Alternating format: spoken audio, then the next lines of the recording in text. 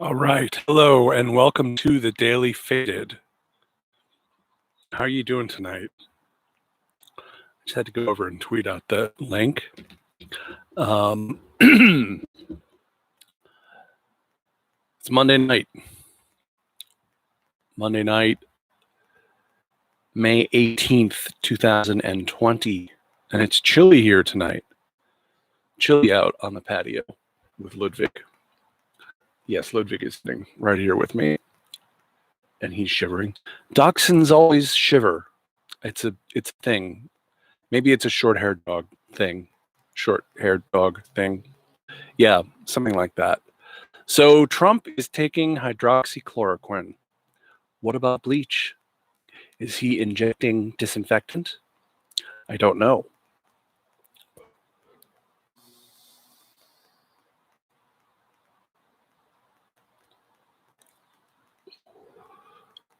So I'm trying this lovely new strain. It's either called Tangy or Tangy. I'm not sure which it is. It doesn't look like, I don't know. But it's good. It's a good, lively sativa. Anyway, let's get into some news and politics. Thank you for tuning in. Thank you for being here with me tonight. And I hope you can toke up and or have a sip of something to enjoy the evening, to mellow out the evening. Worldwide, we are up over 4.8 million confirmed coronavirus cases, with over 320,000 deaths worldwide. The United States has 1,550,294 confirmed cases, 91,981 deaths. And in California, we have 81,711 cases and 3,321 deaths. So people are continuing to die at a remarkable rate, despite people telling us that this is all going to be over soon. The numbers, the 7-day averages have gone down, so that's good. That's good news. That's something to be happy about.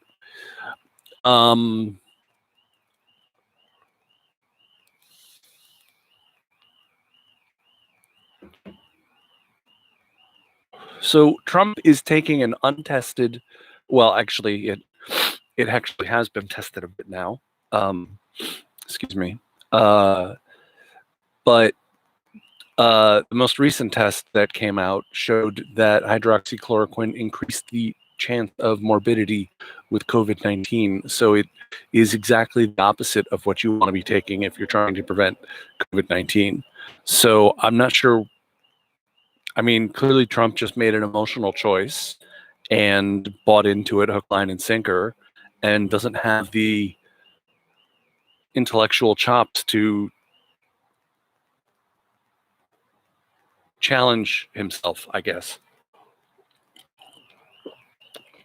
Nancy Pelosi said that Trump shouldn't be taking hydroxychloroquine because he's morbidly obese. And she was a yes queen again for that. I was happy to see morbidly obese trending on Twitter. I thought that was satisfactory. So there's all this stuff about Pompeo and the State Department Inspector General that Trump just fired. And I guess Trump said today it's fine for Pompeo to have paid government employees washing dishes for his wife and son. And now Pompeo's had conflicting stories. At one point, he said that he asked Trump to fire the Inspector General. At another point, he said he didn't. It's all very confusing. And for covering this, Trump accused Jake Tapper of breaking the law for covering the president. That is somehow breaking the law now in America. Tappergate, I guess. Jake Tapper was also trending on Twitter today as a result. And Tapper came out and did a very self-impressed tap dance about the First Amendment and the press. And he's a haughty fellow. Let's just say that.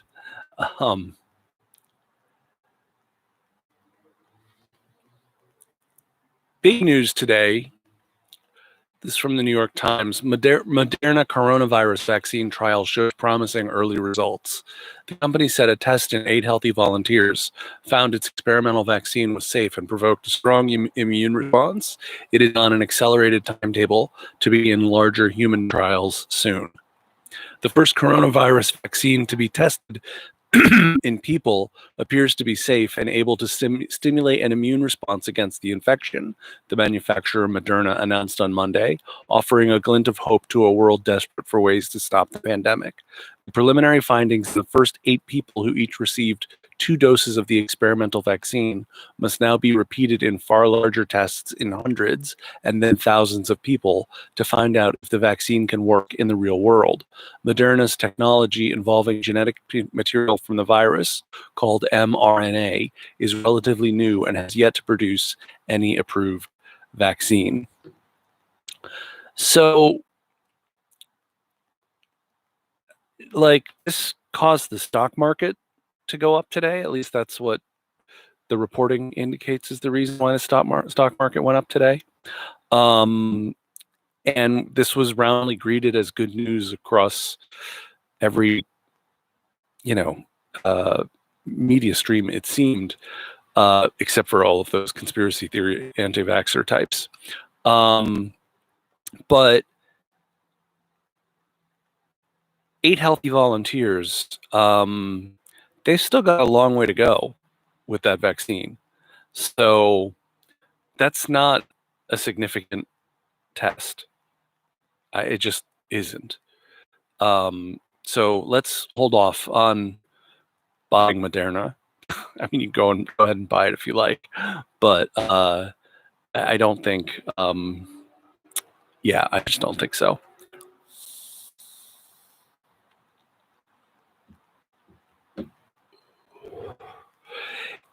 Changing the subject, many a Fed chairman has occasionally spoken the truth.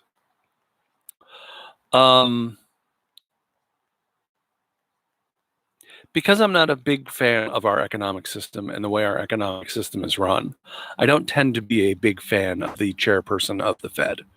I don't also necessarily have anything against them unless I feel like they are easily manipulated by the president, which this one is.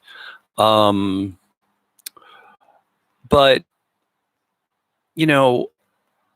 Paul Ryan once had the old chairman of the Fed, whose name is escaping me right now, who was a conservative, had him in front of his committee and was talking about the Social Security fund going bankrupt.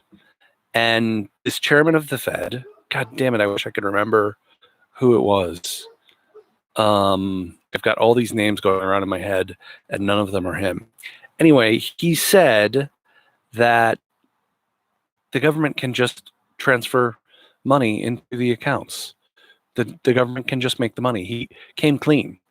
He said, no, there's no reason Social Security should ever run out, which by extension means there's no reason we shouldn't expand Social Security. So, again, the Fed chairman spoke the truth, or at least a version of the truth, yesterday on 60 Minutes when Jerome Powell was interviewed. And he basically said, I'm going to paraphrase here. I listened to the interview, and I'm just going to paraphrase a little bit of it. What he basically said is that the economy needs a considerable amount of spending, a considerable amount of direct infusion of money into the economy in order to prop it up and to not only keep companies solvent, but keep individuals solvent, keep individuals being able to pay their bills, keep individuals being able to consume, and making sure that the bottom is not as bad as it would otherwise be. So the kinds of things he's talking about here would be things like a universal basic income, something that directly stimulates the economy from the ground up. So now the language with which he spoke, it was very general. So he didn't come out and say, I support a UBI, but he did say that we need to be essentially transferring money to people who need it, to the American people who need it, to keep the economy moving and to keep people, in their homes and things like that. So, and also that by keeping liquidity in the hands of the American people, that does increase the chances of a speedier recovery, because there will be pent-up demand, because people will have dollars to spend. So that's a good thing. And to not spend the money, he said, could be much costlier, or would be much costlier in the long run than spending the money up front. And look, we have to spend the money because they want to call this a war against this virus. Well, then you spend money in times of war. It's just the way it works.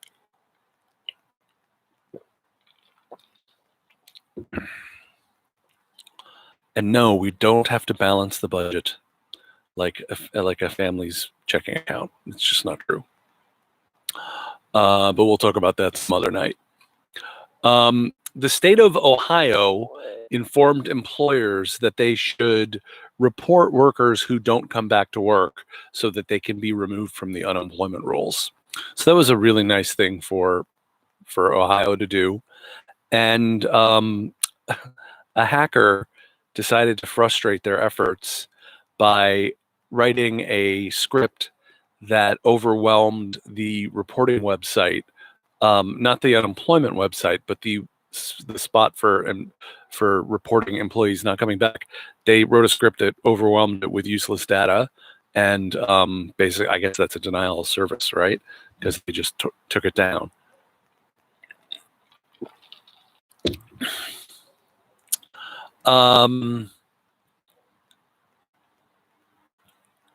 So go hacker. That's what I say. Fight the man. From the LA Times, Newsom eases California reopening rules, allowing more counties to restart their economies. Sacramento, acknowledging that more California communities are in a position to slowly reopen businesses. Governor Gavin Newsom on Monday loosened rules linking coronavirus infection rates to allowed activities, a change that could release most parts of the state from the tightest restrictions of his stay-at-home order. Quote, we recognize that conditions across the state are unique and distinctive depending where you are, Newsom said. The bottom line is people can go at their own pace, and we are empowering our local health directors and county officials that understand their local communities and conditions better than any of us. So I think it sounds to me like the considerable political pressure to reopen has gotten to Gavin Newsom a little bit. I'm not saying this is wrong. I can't criticize it one way or the other because I'm not a public health expert. So what do I know? But his language is definitely much more reopening friendly now. Hold on one second. Ludwig! Dog! Ludwig!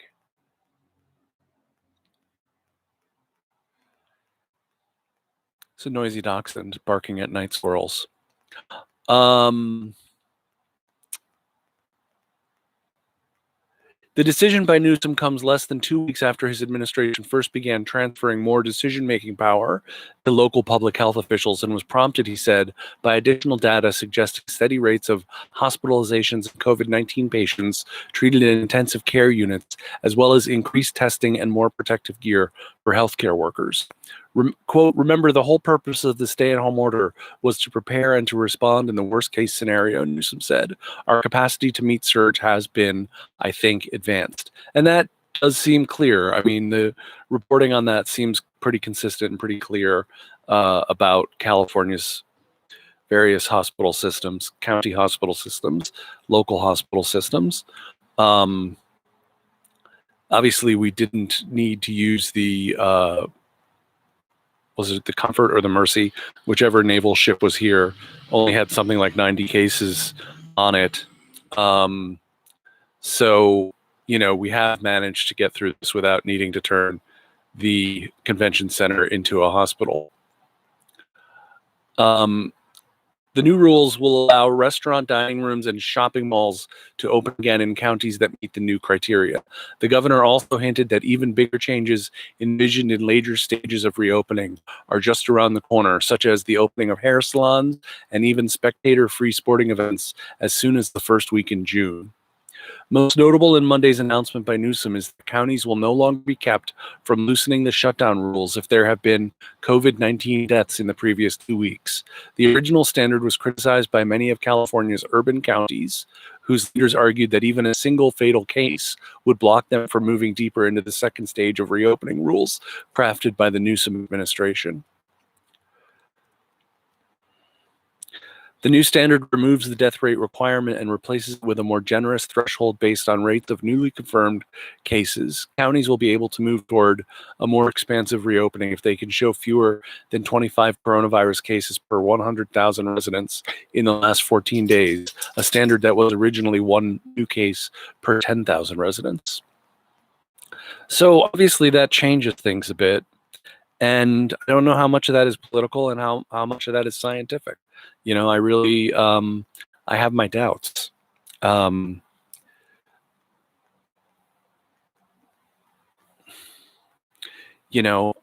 I don't, at the same time, local government does have a part to play. County government has a part to play. And one of the things that has been good about our current system during this pandemic is that because we do have a federalist system, there is a lot of power that resides in the state. And, in the case of California, the governor was able to exercise a lot of power and has basically done a pretty good job in the state. So I think this is basically okay news. We're just going to have to watch and see what happens with the case numbers and the death totals. I just want to touch on the Democratic bill that was passed Friday, $3 trillion bill. I'm going to list out a few of the features which were listed out by Crystal Ball today on Rising. The good, extending $600 additional unemployment pay. That's a great thing. Hazard pay for frontline workers, but it does not look like they put enough in the bill. Aid to state and local governments, very important. I think I saw that it was a $1 trillion aid to state and local governments. I'm not sure about that number, so don't quote me on it. An expansion of tax credits and deductions. I'm always a little iffy on that because that's not a benefit that you get right now in the moment when you need it. Expansion of SNAP, which is good. For some reason, it's a holy grail that the Republicans would die on if they were willing to consider any of this, which they're not. However, there was a lot of terrible, terrible shit in the bill. There's a SALT tax cap reduction. So that is a reduction on the cap on how much you can deduct state and local taxes from your federal taxes, and that is basically a payout to the wealthy. That it's a payout to the wealthy. There's a lobbyist bailout, which obviously they're all being bought by lobbyists, and they're all friends with lobbyists, and they all love lobbyists. So of course there's a lobbyist bailout. There's aid for landlords. I don't know how I feel about that. I worry about that a little bit. And then, of course, there's this ridiculous idea to increase COBRA for people who have lost their jobs. COBRA is nothing more than a direct subsidy to the health insurance industry. And when we already have functioning healthcare systems like Medicare and Medicaid, I do believe using one of them makes more sense than just funneling money into health insurance companies. Health insurance companies operate at something like 20% overhead, while Medicare operates at 3% overhead. Use Medicare. Just use Medicare. Hell, Trump said he was going to do it at one point. I don't think he ever ended up doing it. I think we would have heard about it if they actually did it. But,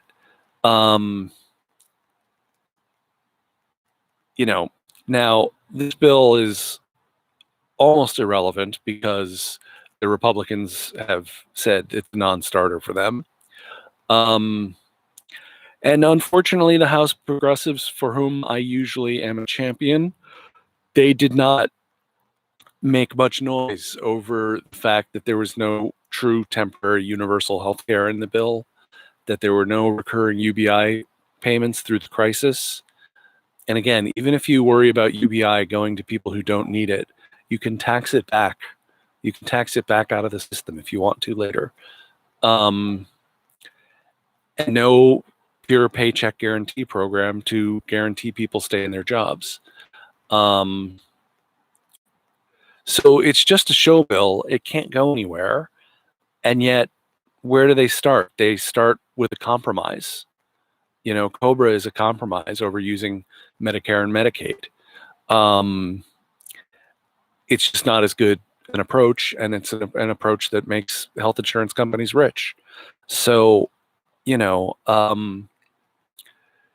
if you are passing a piece of legislation that is a show piece of legislation, you should fight for what is right. You should go all the way. The Republicans did this when it was a Republican House under Obama. They would pass, they passed to repeal Obamacare 47 times. Now, I don't agree with repealing Obamacare, but when you do it that much over and over and over again, you pound into your supporters' head that this is the policy. Ludwig, come here. Yes.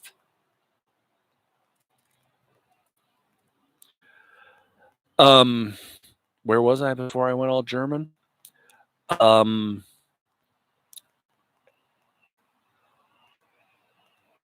Yeah, they would always push it as far to the right as possible. And I think that when you're challenging the opposing party, when you're being the opposition, you should push as hard as possible, and then you should defend why they don't want direct money to the American people after they've given direct money to corporations and the wealthy. And it wouldn't cost Pelosi anything. I don't think there are swing voters in the swing districts that Democrats took back from Republicans. I don't think there are swing voters in those places who are going to go, oh, you used Medicare instead of COBRA? That's it. I'm voting for the Republican. That's not going to happen. So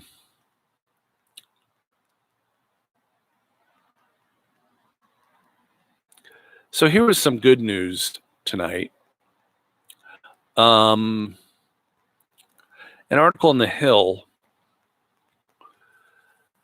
A new analysis says nearly 250,000 people in the nation's 30 largest cities are alive today because of strict stay-at-home orders issued by state and local governments.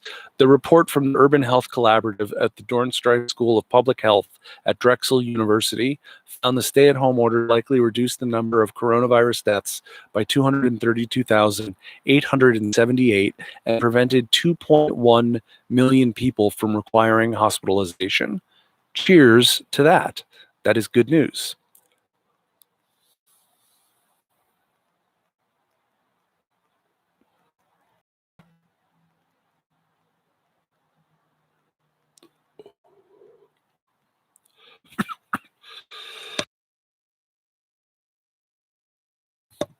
Even in hard-hit areas like New York City, where tens of thousands of people have died, the figures could have been worse. Under the city's stay-at-home order issued by Mayor Bill de Blasio on March 23rd, the researchers found 24,062 lives were saved, and nearly 250,000 people who might have been hospitalized were not. In Los Angeles County, where stay-at-home order took effect March 19th, almost 40,000 lives were saved compared to what was likely under worst-case scenarios. More than 8,800 lives have been saved in King County, Washington, the epicenter of one of the first big coronavirus outbreaks. Philadelphia's stay-at-home order saved 6,202 lives, the analysis found, and Chicago's order has saved 10,635 lives. The analysis, conducted in conjunction with the Big Cities Health Coalition, focused on only the nation's 30 largest cities, meaning the actual number of lives saved across the nation is likely substantially higher. Now, they go into the methodology in the article a little bit. Again, this was in The Hill. I'm not going to get into the methodology, but I'll leave a link to the article in the description box if you want to know more about that. I mean, there's two different sides to this study, I think. On the one hand, there's the political question, and what does it mean politically? And I think politically it doesn't mean anything, because it will be cited by people on CNN and MSNBC, maybe, and it will be dismissed as fake news by the Fox News and the rest of the conservative right-wing media bubble. So in partisan terms, it doesn't really mean anything. In political terms, it doesn't really mean anything. But I think